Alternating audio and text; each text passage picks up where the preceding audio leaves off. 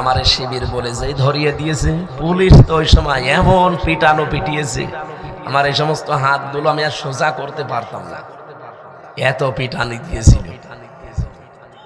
শেষ পর্যন্ত জেল থেকে বের হলাম। জেলে যাওয়ার পরে দেখি ওই দুইজন আল্লাহর ওলি একেবারে আমার পাশের রুমে জেলার এসে বলছে, এই গাজার গাছ লাগিয়েছে কি? ওদেরকে গাঁজা খাওয়ার জন্য, ডাইল খাওয়ার জন্য পুলিশ জেলে দিয়েছে। ও শয়তান, এত বড় শয়তান, জেলে যাওয়ার পরে টবের ভেতরে গাঁজার গাছ লাগিয়েছে। আমাদের নিয়ে আসলেন কি করে?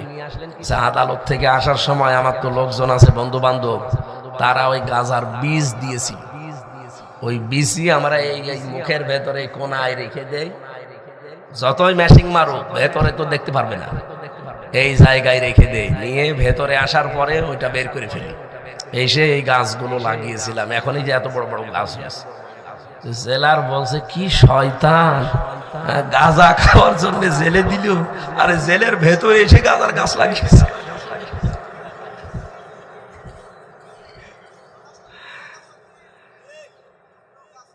আরে ভাই, আমি নিজে দেখেছি, ওখানে তো দেখেছি, আবার কাশিমপুরেও দেখলাম। জেলার এসে আশ্চর্য, কি গো আমি দেব করে এর সরকার গাঁজা খাওয়ার জন্য পুলিশে ধরে জেলে দিল, জেলের ভেতরে গাঁজার গাছ লাগায়, এর আমি পাঠাবো কোথায়? আর এ তো আরো সে পাঠানো ছাড়া উপায় নেই।